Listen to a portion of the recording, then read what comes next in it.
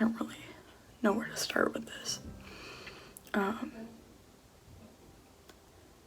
But I filmed one of these in Connecticut and it helped.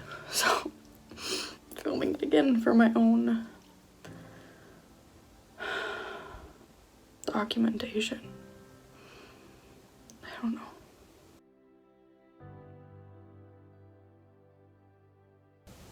I can't do this on my own anymore. And I never anticipated saying that or wanting to admit that. I'm not okay.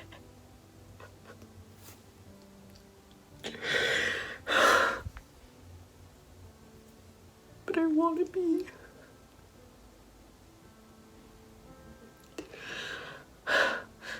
But it's like the second I start to show sadness, this turns into this.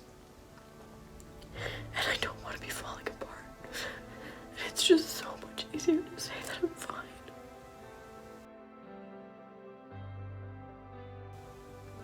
I know that, like, it's all gonna work out and it's all for a reason, or maybe it's not, maybe it just sucks because sometimes life sucks.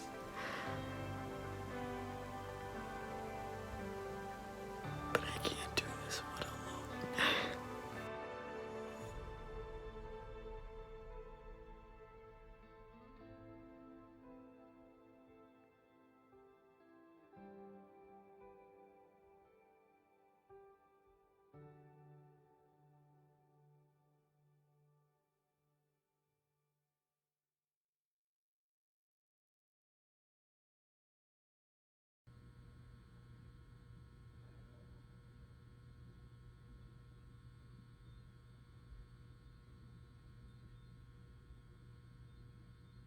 Everything I am today is a culmination of life events.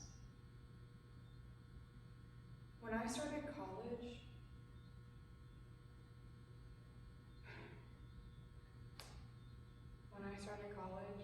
I was bright-eyed and bushy-tailed.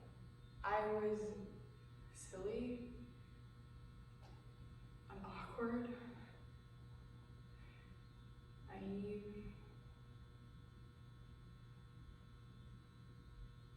and ignorant to reality.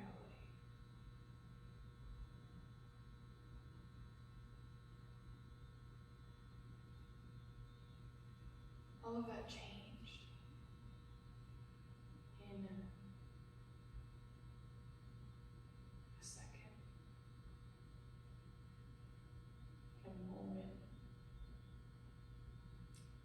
in a singular instant.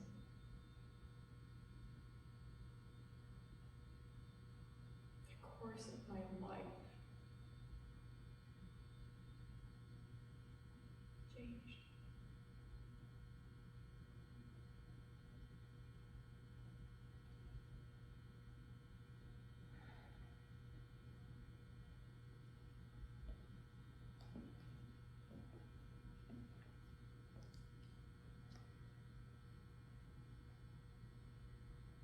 Sometimes I look in the mirror and I ask myself if I can still be that girl.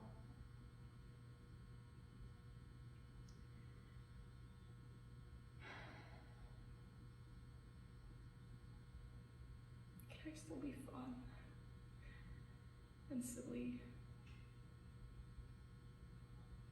and awkward?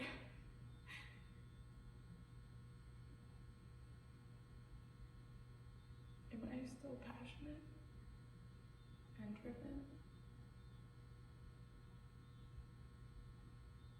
Can I choose to shake off reality for just a second and not let it consume me?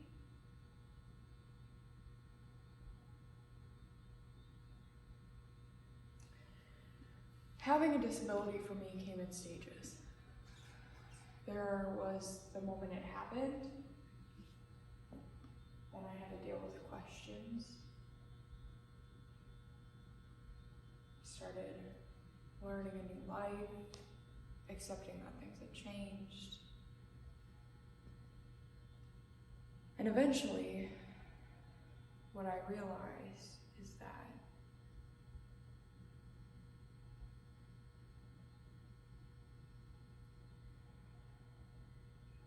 death is inevitable.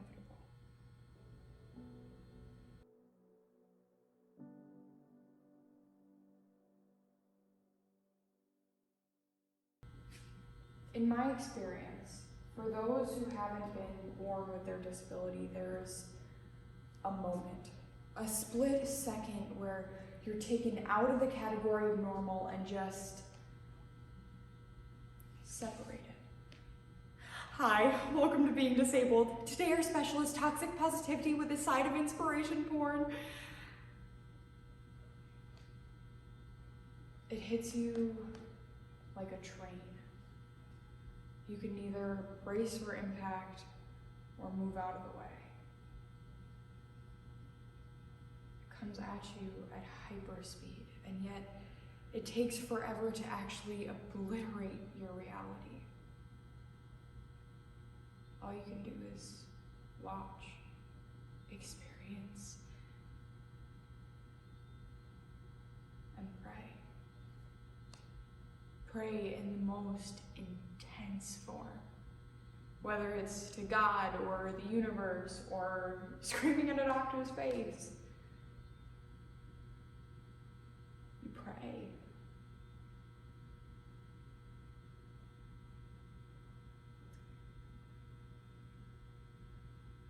But eventually, it hits you. And there is no more denying that this is your reality now.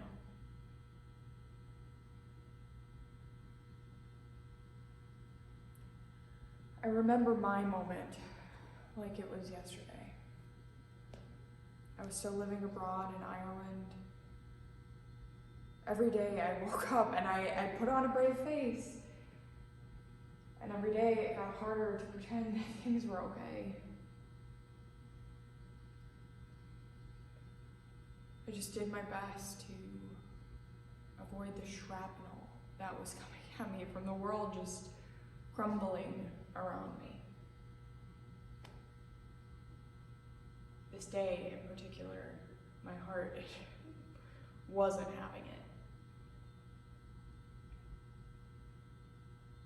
I was scared. More scared than I have ever been.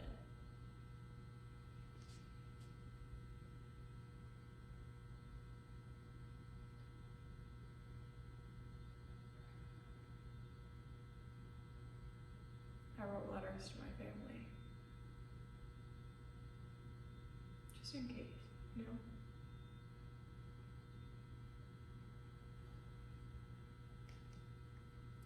I walked to my doctor's office at hyperspeed. I was almost in a full dead sprint. This guy on the street tried to match my pace and it felt like we were street racing. Finally, I got there and I sat down and I explained my experience in the last couple of days.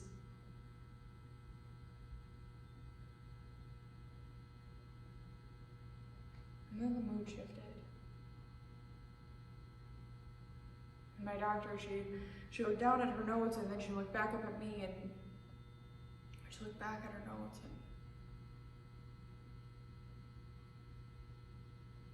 and everything went cold.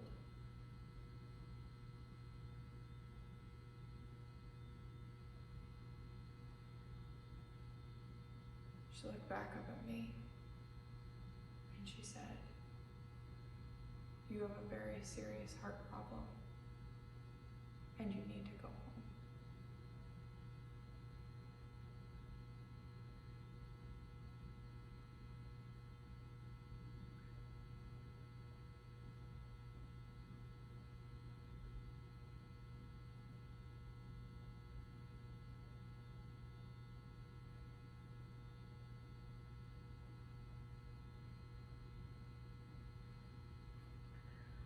I walked back to my apartment, tears streaming down my face. It took that entire walk for me to start to panic. I got back, called my mom, booked a flight,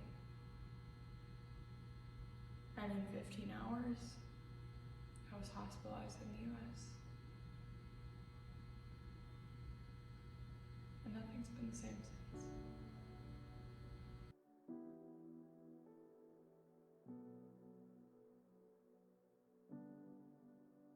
When I was finally able to escape survival mode, I realized very quickly how much things had changed. I started replying to all of those texts I had got while I was in and out of the hospital.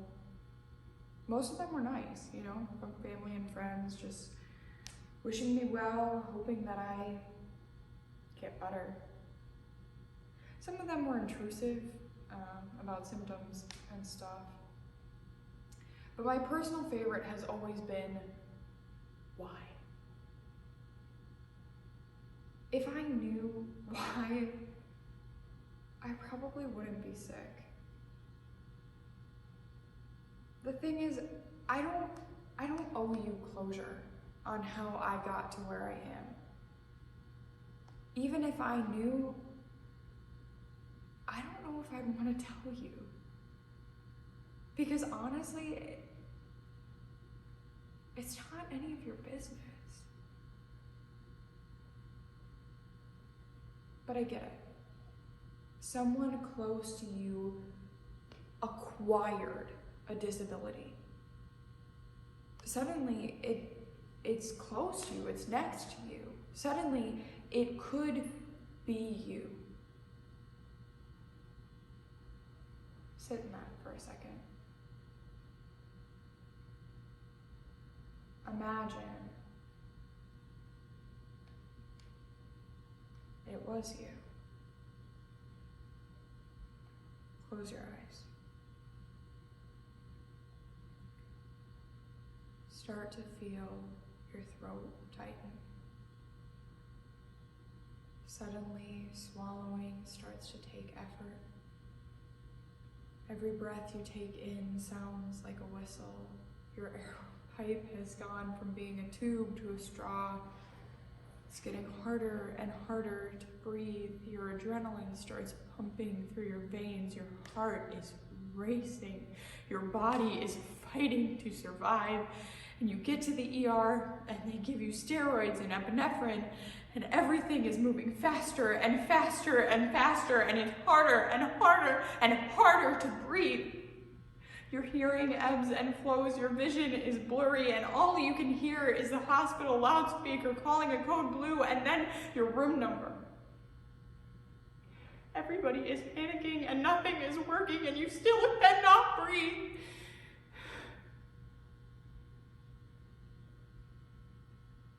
All you can do is listen to the anesthesiologist whisper in your ear that you're gonna be okay. They give you more steroids, give you an oxygen mask, and then a release. Suddenly you're in the ICU. Why did that happen to you?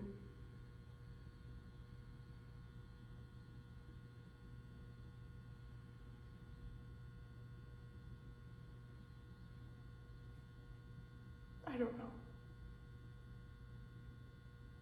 Not any more than you do.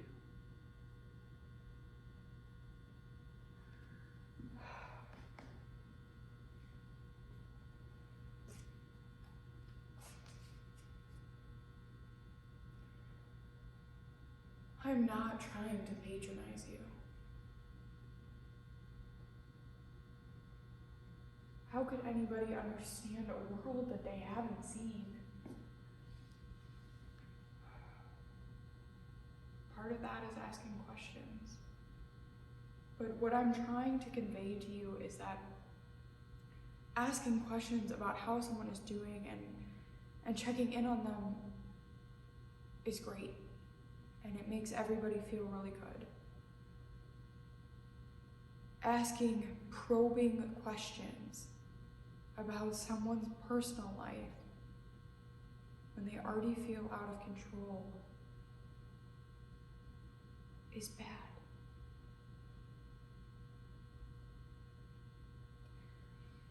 I once had this guy ask me, so does your disability affect what you can do? I did what I normally do, and I tried to give him a lot of grace. Said, yep, changes the way I do things. It's a disability. And he responded and he said, yeah, but like, do your friends ask you to go out and like, you can't? I just kind of stared at my phone and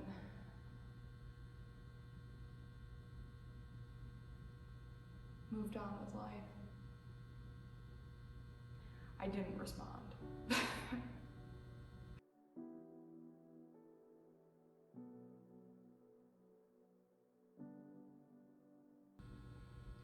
I was unhappy when I learned what my new life would look like. Unhappy is a massive understatement. I was depressed. It didn't last long, but it was intense for a hot minute. During that time, I had to relearn how to walk. I looked like a pained grandmother every step I took.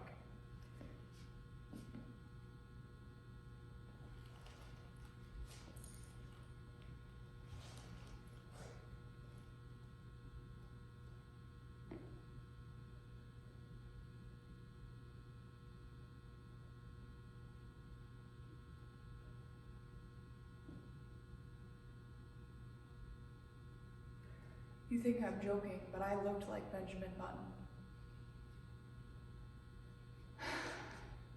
My brain wasn't able to associate where I was in space.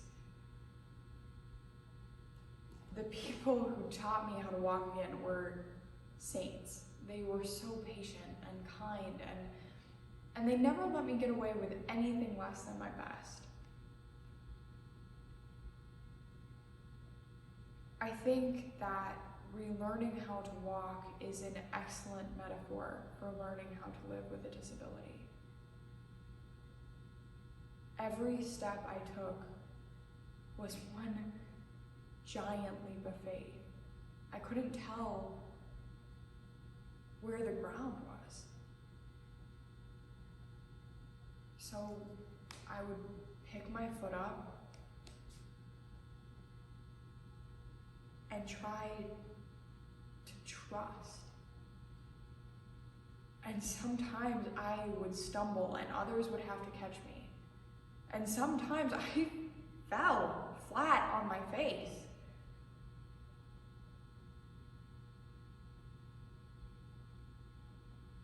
But most of the time, my foot hit the ground exactly how it was supposed to.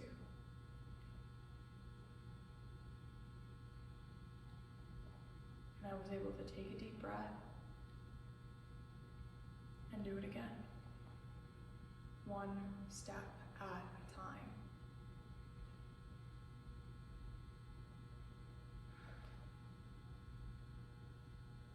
Eventually, I did have to go back to Ireland. I left in such a rush that my entire world was an ocean away. I had this idea in my mind, though, that if I went back with my mom, that I'd be safe. And so my disability just wouldn't affect me. That was a rude awakening. But I really did think that one day I would wake up and it would just vanish. It would be gone as quickly as it came. And every day I woke up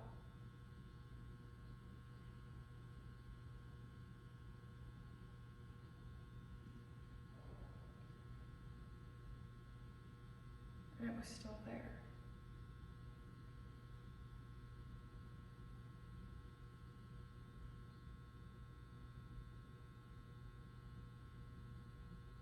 Slowly, my conversations with my doctors silently switched from recovery to symptom management. It's the medical form of it is what it is. And that's what I said to everything.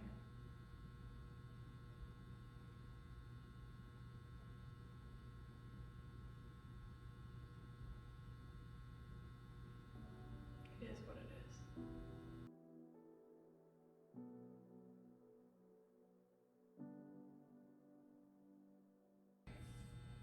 Eventually, I did stop saying that though. I realized something extremely important.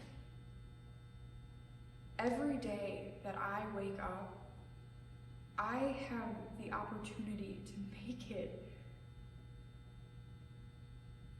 the best day ever. Why?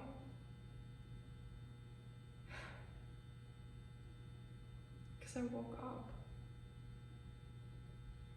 Slowly, I started to rediscover my purpose. I went back to school, I got my service dog, I found myself in my illness. I think in the dictionary you can find me somewhere between tragic and inspiration porn.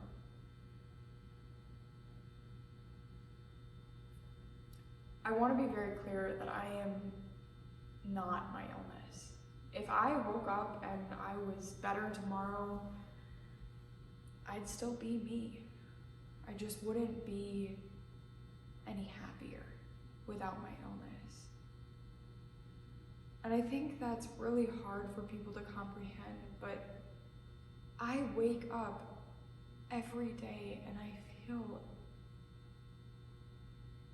intensely lucky. And that's not to say that I don't get frustrated with living with a chronic illness or go through periods of grief, because I do, and my life is vastly different than it was. But when I first acquired my disability, I felt broken. It was just constantly reinforced to me that I was the other. I would go around and people would talk about me in front of me to the people that I was with and just not address me. I would go around and I would say things like, my heart is having a spaz attack, or my brain is being stupid.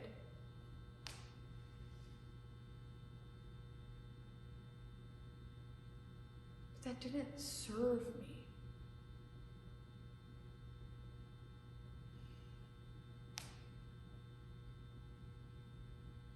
It's just one of those things. Call me crazy, but I started talking to my body. I treat my body like it is my best friend.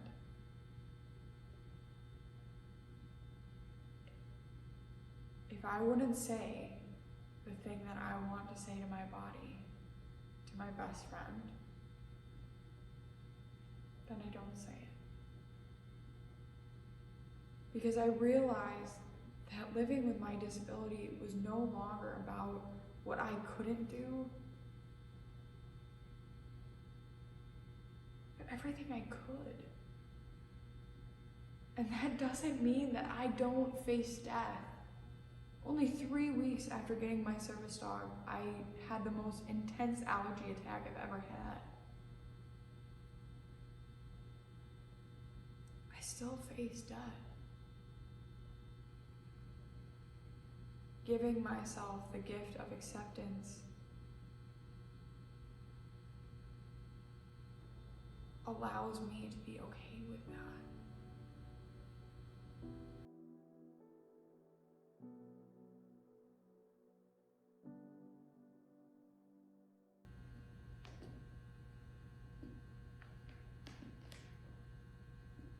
There is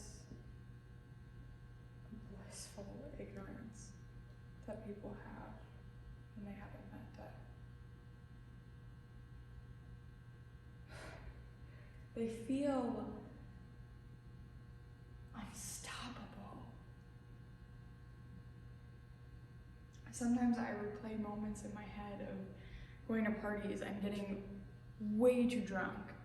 One night in particular, my friends wanted to take me to the hospital, and I freaked out because the scariest thing that I could possibly think of was my parents finding out that I had been drinking.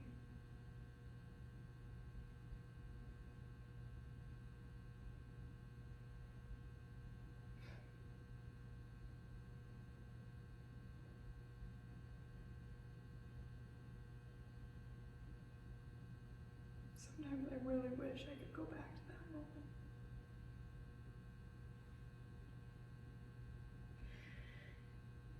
Because now,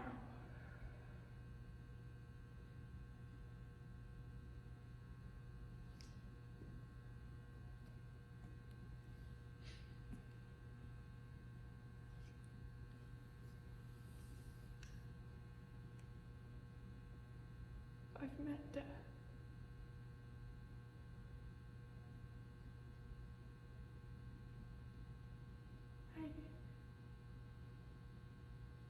I sat down with him,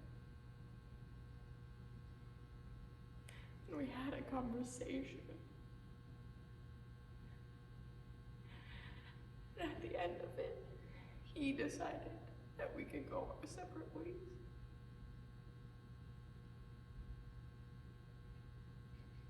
But he is always with me.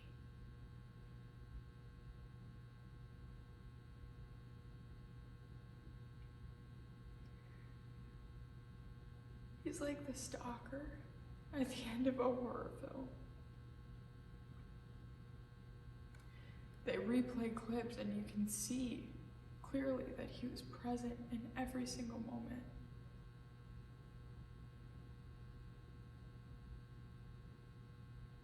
We just didn't see him.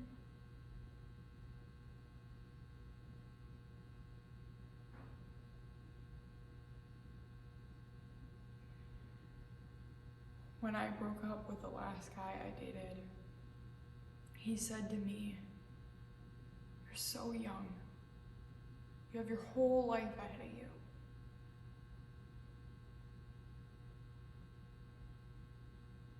And I just kind of laughed. Finally, the words came to me, and I said to him, "I have seen death more times in the last 3 years than I can count. I am not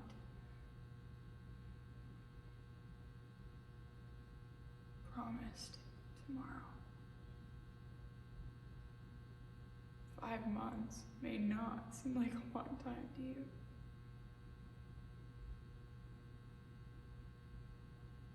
But I really didn't think I was gonna get 2020.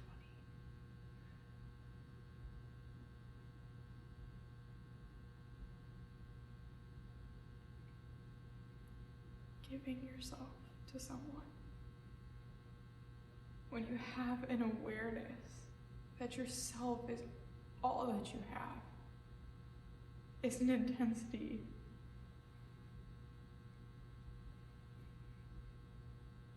like no other. In a lot of ways, having a disability is it's like having a superpower. Suddenly, all of these moments in life just show themselves to you. And you can find gratitude in anything and everything. And the bad days start to feel like an anomaly.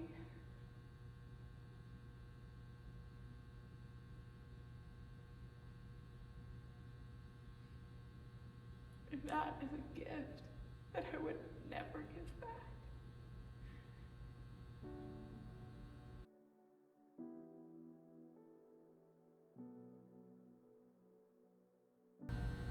There's a sense of power in feeling strong emotions. I tried so hard to push them away, and all I found was empty space and loneliness. Everybody around me thought I was strong and resilient, but what nobody saw is that until I found depression,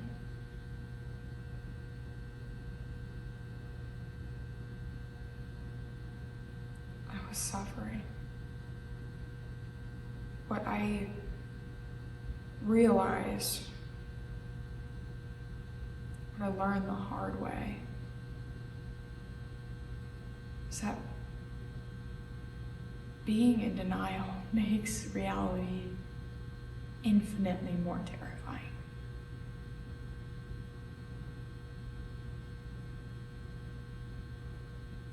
Once I stopped hiding from myself,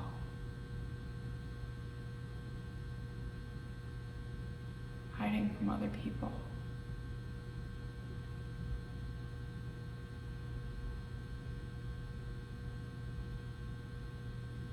I found what everybody thought I had already possessed.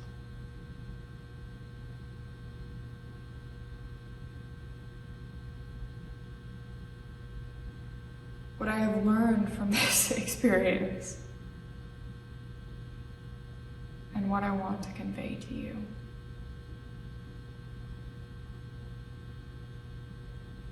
I am still all of those things that I started out as. I am silly and awkward and fun and energetic and joyful, naive, and I'm sure still ignorant.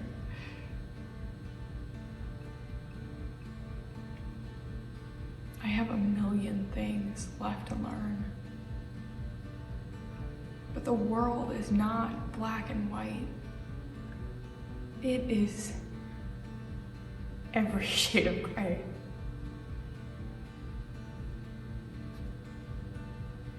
And once I was okay with that,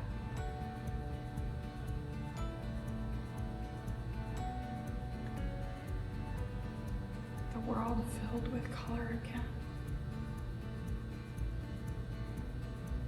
Because suddenly, I allowed myself to be all of those things. Because I stopped letting having a disability define me. And I started to define what it means to have a disability.